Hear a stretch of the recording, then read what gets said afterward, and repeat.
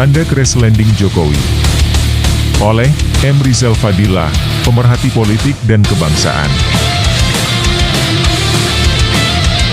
Mendarat adalah momen penting dari perjalanan udara. Jika mulus tanpa gangguan dan benturan, maka pilot mendaratkan pesawat dengan baik, soft landing. Pilot patut mendapat ucapan, good landing Captain. Sebaliknya jika pendaratan itu buruk, maka guncangan pesawat dapat mengguncangkan hati para penumpang. Apalagi jika terjadi insiden saat pendaratan. Ini yang disebut hard landing atau crash landing. Dalam ekonomi, soft landing dikenal sebagai penurunan siklus yang menghindari resesi.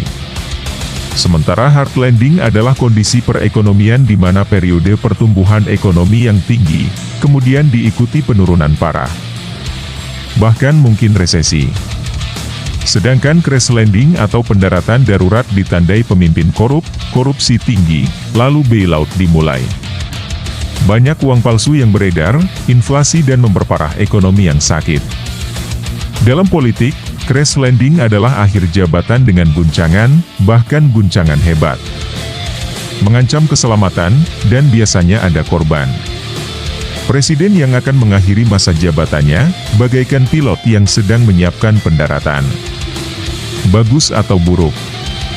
Kemungkinan terbesarnya adalah akan terjadi crash landing, akibat profesionalitas pilot yang diragukan, tidak mahir belajar dari pengalaman.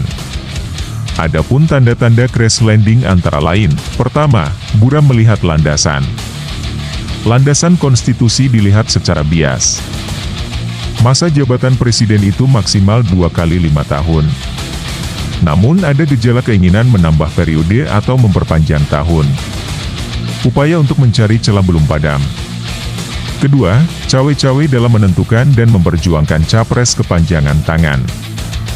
Nekat bermain di lapangan rekayasa atau ketidakadilan. Hal ini akan menimbulkan kritikan bahkan perlawanan keras. Desakan kuat untuk mundur, atau dimundurkan. Ketiga, tidak mampu mengontrol beban, sehingga mendarat dengan menabrak pembatas. Beban utang luar negeri, beban pelanggaran HAM, beban memperalat hukum, beban membuat stigma buruk pada umat Islam, beban tekanan global akibat dekat RRC, serta beban kepribadian ganda, yakni suka dusta atau janji yang tak ditepati. Keempat, petugas navigator telah meninggalkan Jokowi sendirian. Koalisi pendukung pemerintah bubar akibat koalisi pencapresan. Megawati dan PDIP sudah tidak sejalan, KIB dan KKIR belum jelas akan bersama. KPP sudah pasti berhadapan. Jokowi panik dalam keterasingan. Kelima, menutupi korupsi dan kolusi. Di ujung periode, kasus 349 triliun rupiah TPPU dan 8 triliun rupiah BTS disembunyikan. Bom waktu yang mudah meledak. Sementara nepotisme yang terang-terangan memicu benturan politik yang menyakitkan. KKN rezim Jokowi sangat luar biasa. Sulit rasanya sebagai pilot yang diduga bersertifikat palsu, dengan kemahiran mengendalikan yang diragukan, akan mampu mendaratkan pesawat dengan soft landing.